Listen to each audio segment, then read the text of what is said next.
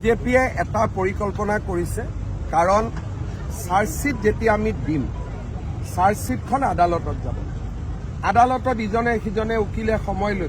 কেতিয়াবা বহুত দেৰিলৈকে জাষ্টিছটো দেৰি কৰি দিয়ে অসমৰ ৰাইজে জাষ্টিছটো সোনকালে বিচাৰিছে সেইকাৰণে বিজেপিৰ কেম্পেইন হ'ব যাতে ফাষ্ট ট্ৰেক কোৰ্ট গঠন কৰা হয় স্পেচিয়েল পাব্লিক প্ৰচিকিউটৰ হয় আৰু পানী নসৰাকৈ এখন যাতে চাৰ্জশ্বিট দিব পাৰে বিজেপিয়ে এটা কেম্পেইন লঞ্চ কৰিব 23 তাৰিখৰ পৰা ময়ো জুবিন আমিও জুবিন এই গোটেই কেম্পেইনটো পজিটিভ কেম্পেইন হ'ব প্ৰত্যেকটো বিজেপিৰ বিধায়ক থকা সমষ্টিত জুবিন গাৰ্গৰ এটা প্ৰতিমূৰ্তি নিৰ্মাণ হ'ব জুবিন গাৰ্গৰ নামত বিধায়ক থকা প্ৰত্যেকটো সমষ্টিত আৰু ভূপেন হাজৰিকাৰ নামত দুখনকৈ সংগীত বিদ্যালয় হ'ব এইটো বিজেপিৰ ইনিচিয়েটিভত হ'ব চৰকাৰে নহয় তৃতীয়তে বিজেপিৰ সকলো সদস্যই ঘৰত এজুপিকৈ নাহৰ গছ লগাব এইটো এটা ঠিক তেনেদৰে আমি এটা 10 পইণ্ট পজিটিভ যিটো আন্দোলন কৰে নিগেটিভ আন্দোলন আমি সকলোতে দেখা পাওঁ বিজেপিয়ে 23 তাৰিখৰ পৰা এটা পজিটিভ আন্দোলন যাৰ হেডলাইনটোৱে হৈছে ময়ো জুবিন আমিও জুবিন এই শীৰ্ষক এটা আমি কেম্পেইন আৰম্ভ কৰিম 23, 24, 25, 26, 27, 28 ৰাজপথত বিজেপিৰ সদস্যসকল থাকিব যোনে ন্যায়ৰ প্ৰক্ৰিয়াক ক্ষিপ্ৰ কৰাৰ দাবী জনাব কিন্তু সংবিধানৰ মাজেৰে গণতন্ত্ৰৰ মাজেৰে ন্যায়ালয়ৰ মাজেৰে নেক্সট ফেজ আমাৰ কেম্পেইন আৰম্ভ হ'ব ময়ো জুবিন আমিও জুবিন য'ত নেকি আমি জুবিনৰ আদৰ্শক আগত ৰাখি 10টা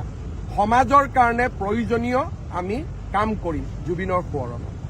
আৰু it will B A positive campaign আমি যোৱা এটা মাহত ৰাজ্যখনত যিটো দেখিছোঁ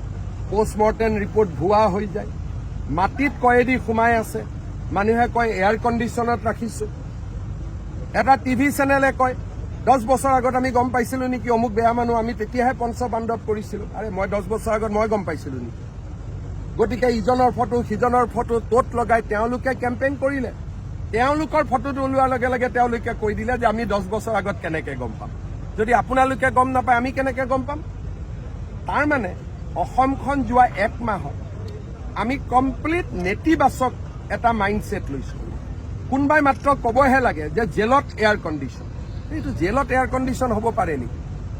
কিন্তু মানুহে বিশ্বাস কৰিলে কাৰণ মানুহৰ মাইণ্ডটো সাধাৰণ মানুহৰ মাইণ্ডটো নিগেটিভ কৰি দিয়া হৈছিল বোলে পোষ্টমৰ্টেম ৰিপৰ্ট কোনেও ৰিপৰ্টটোত চোৱাই নাই যে তাত চহীটোও নাই নোহোৱাকৈ কৈ দিলে কেনেকৈ লিক হ'ল মানুহে বিশ্বাস কৰি লয় কিয় বিশ্বাস কৰি লয় বহুতে নিজৰ লাইকছ বা নিজৰ ফেচবুকত লাইকছ বঢ়াবৰ কাৰণে ইটো বঢ়াবৰ কাৰণে এনেকুৱা নিউজবোৰ দিয়ে নিউজবোৰত 5, 6, 10,000 লাইকছ হয় বিভিন্ন ধৰণৰ স্বাৰ্থত জুবিনৰ আদৰ্শটো ক'ৰবাত থাকি গ'ল বিভিন্ন ধৰণৰ স্বাৰ্থত মানুহবিলাক নামি পৰিল সেইকাৰণে বিজেপিৰ লক্ষ্য হ'ব যে আমি মানুহক আকৌ এবাৰ সংগঠিত কৰিম যে এইখন অসম আমি কেতিয়াও বিচৰা নাই আমি এখন অসম বিচাৰিছোঁ য'ত ন্যায়ালয়ে দ্ৰুতগতিত ন্যায় দিয়ক অভিযুক্তৰ শাস্তি হওক লগত অসমৰ উত্তৰ পুৰুষৰ বাবে যাতে জুবিনৰ আদৰ্শক আমি জীয়াই ৰাখিব পাৰোঁ